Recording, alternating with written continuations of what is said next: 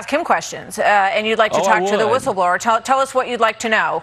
Well, why don't we know when the person who ultimately became a whistleblower first went to Chairman Schiff and his staff?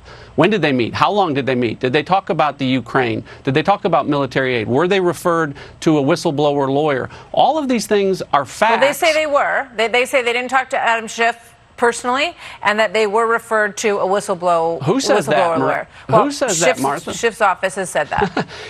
They haven't said it under oath. They also said they had no contact with the whistleblower initially. Yeah. So the only way we can get that testimony accurately is under oath from either members of his staff or from the whistleblower, and he won't bring those witnesses forward. He keeps trotting in career ambassadors who are alarmed at Donald Trump's unconventional approach to foreign policy.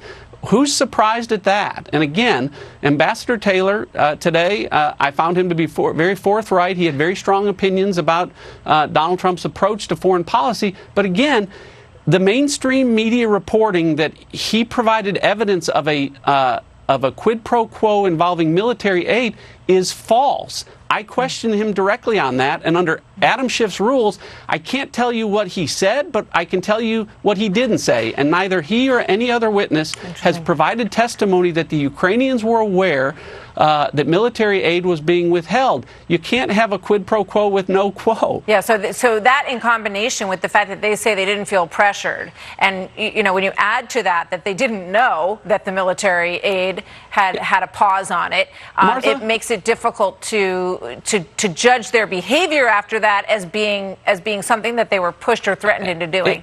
Martha, if this were a court case, the lawyers for the defense would be moving for a directed verdict. They'd be saying this case isn't allowed to go to the jury because the prosecution is missing an essential element of their case. There is no quid pro quo until someone from the Ukraine says, we knew that military aid was being withheld during that July 25th call, and that testimony hasn't come, and it's not coming. This is just another in the latest of a frame job of the president. They tried to frame him for being a Russian agent and failed. They tried to frame him for obstructing justice using a legal standard that had never been applied to anyone else and failed. And now they're trying to frame him for a quid pro quo involving military aid where no Ukrainian was aware that military aid was being withheld.